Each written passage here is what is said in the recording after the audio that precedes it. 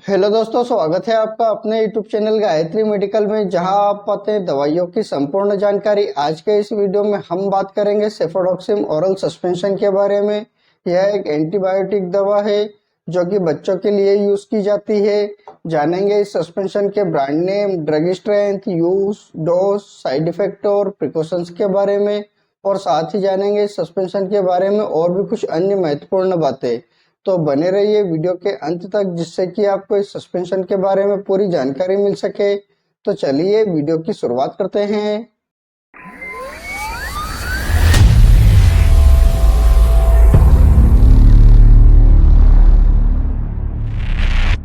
सेफोडोक्सिम oral suspension की बात करते हैं तो यह थर्ड जनरेशन सेफेलोस्पिरिन ग्रुप की एंटीबायोटिक दवा है, जिसका पूरा नाम सेफोडोक्सिम प्रोक्स्टिल है। सेफोडोक्सिम आपको टेबलेट तथा सस्पेंशन के फॉर्म में मार्केट में आसानी से मिल जाता है, लेकिन इस वीडियो में हम सिर्फ सस्पेंशन के बारे में बात करेंगे। यदि आप टेबलेट के बारे में जानना चाहते हैं तो आई बटन पर क्लिक कर देख सकते हैं, और मैंने इसका डिस्क्रिप्शन में इसका लिंक दिया हुआ है, आप वहां जाकर भी उसे देख सकते हैं।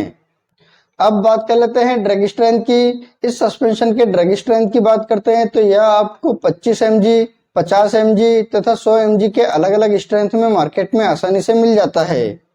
अब बात कर लेते हैं ब्रांड नेम की। इस सस्पेंशन के ब्रांड नेम की बात करते हैं तो यह आपको मार्केट में बहुत सारे ब्रांड नेम से मिल जाता है, जैसे मोनोसेप, गुडसेप, स्विच, मैकपोर्ड, सेफोप्रोक्स। ये कुछ पॉपुलर ब्रांड नेम में हो सकता है आपके एरिया में किसी और ब्रांड नेम से मिले तो आप उसे भी यूज कर सकते हैं।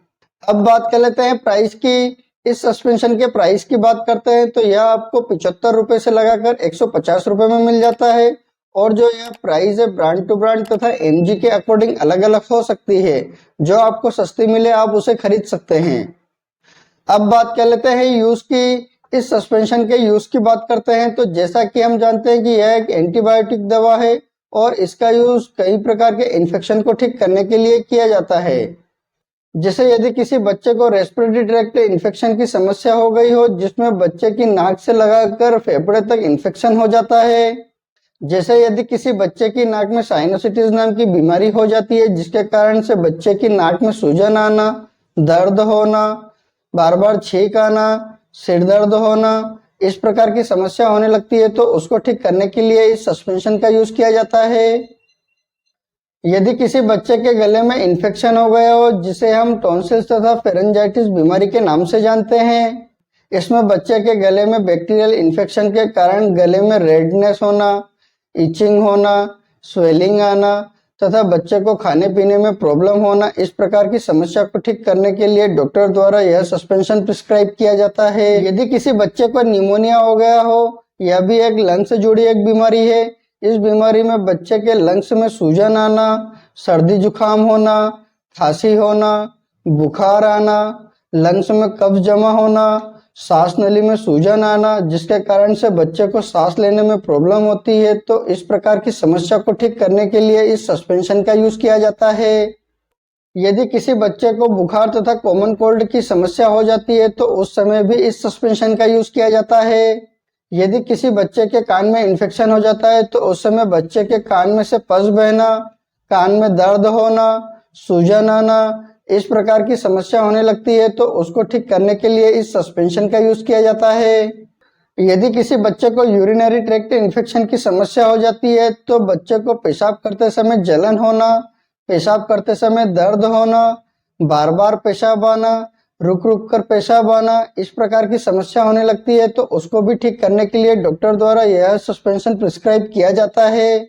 यदि किसी बच्चे को बैक्टीरियल इन्फेक्शन के कारण स्किन रिलेटेड कोई प्रॉब्लम होती है, जैसे स्किन पर रेडनेस होना, स्वेलिंग आना, इचिंग होना, ब्लिस्टर बनना, कील मुहासे होना, इस प्रकार की समस्या होने लगती है, तो उसको भी ठीक करने के लिए इस सस्पेंशन का यूज किया जाता है। यदि किसी बच्चे को सॉफ्ट टिश्यू का इन्फेक्शन हुआ हो, जिसमें बच्चे का ऑपरेशन हुआ हो या सर्जरी हुई हो, तो उस समय उस घाव को सुखाने के लिए इस सस्पेंशन का यूज किया जाता है। यदि किसी बच्चे की आंख में इन्फेक्शन हो गया हो या आंख में किसी प्रकार की इंजरी हो गई हो, तो उसको ठीक करने के लिए डॉक्टर द्वारा यह सस्पेंशन प्रिस्क्राइब किया जाता है। इस प्रकार इन सभी बीमारियों को ठीक करने के लिए इस सस्पेंशन का यूज किया जाता है। हो सकता है डॉक्टर अपने एक्सपीरियंस के अनुसार किसी अन्य बीमारी में भी इस सस्पेंशन का यूज कर सकते हैं।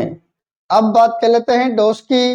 इस सस्पेंशन के डोज की बात करते हैं तो इस सस्पेंशन को बच्चे की बीमारी तथा एज और वेट के हिसाब से इस सस्पेंशन का डोज दिया जाता है।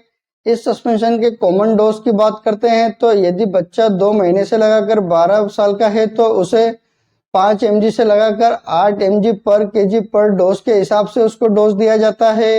यानी यदि किसी बच्चे का वजन 10 किलो है तो उसे 50 mg सुबह और 50 mg शाम को दिन में 2 बार दिया जाता है। और इस सस्पेंशन के मैक्सिमम डोज की बात करते हैं तो एक दिन में 400 mg तक दिया जाता है, लेकिन इसे भी डिवाइडेड डोज में दिया जाता है। इस सस्पेंशन के टाइम ड्यूरेशन की बात करते हैं तो इसे पेशेंट की नीड के अकॉर्डिंग दिया जाता है, लेकिन इसके नॉर्मली टाइम ड्यूरेशन की बात करते हैं तो इसे 5 दिन से लगाकर 7 दिन तक दिया जाता है। लेकिन यदि किसी बच्चे को ज्यादा प्रॉब्लम होती है तो उसे 7 दिन से लगाकर 14 दिन तक भी दिया जा सकता है। और एक बात का आप विशेष ध्यान रखें, आप अपनी मर्जी से बच्चे को किसी भी प्रकार की दवा न दें, बच्चे को नुकसान हो सकता है। अब बात कर लेते हैं साइड इफेक्ट की। इस सस्पेंशन के साइड इफेक्ट की बात करते हैं तो इस सस्पेंशन के कुछ कॉमन साइड इफेक्ट हो सकते हैं, जैसे nausea, vomiting, abdominal pain, diarrhoea, headache, loose motion, diaper rashes, gastric irritations, skin irritations, इस प्रकार के कुछ कॉमन साइड इफेक्ट हो सकते हैं। इसके अलावा अगर और कोई साइड इफेक्ट होते हैं तो इस सस्पेंशन को बच्चे को देना बंद करें और अपने डॉक्टर से कंसल्ट करें। अब बात कर लेते हैं प्रिकॉशंस की। इस सस्पेंशन के प्रिकॉशंस की बात करते हैं तो यदि किसी बच्चे को इस सस्पेंशन से किसी भी प्रकार की कोई प्रॉब्लम होती है तो आप इसे दोबारा यूज ना करें। यदि किसी बच्चे को लीवर किडनी से संबंधित कोई समस्या होती है तो उसे यह दवा नहीं दी जाती है। इस सस्पेंशन का आप बच्चे को ओवरडोज बिल्कुल ना दें। यदि आप बच्चे को ओवरडोज देते हैं तो बच्चे को किसी भी प्रकार का नुकसान हो सकता है। यदि आपका बच्चा किसी भी प्रकार की कोई मेडिसिन लेता है या उसको किसी भी प्रकार की कोई प्रॉब्लम हो तो आप अपने डॉक्टर को जरूर बताएं। आपसे एक रिक्वेस्ट करूंगा, आप अपनी मर्जी से किसी भी प्रकार की कोई मेडिसिन का यूज ना करें। आप अपने डॉक्टर या किसी फार्मासिस्ट की सलाह से ही मेडिसिन का यूज करें। उम्मीद करता हूं कि आपको सेफोडॉक्सिम ओरल सस्पेंशन के बारे में पूरी जानकारी मिली होगी। अगर वीडियो अच्छा लगे तो लाइक करें, शेयर करें, सब्सक्राइब करें, जिससे कि और भी लोगों को जानकारी मिल सके। जय हिंद, जय भारत।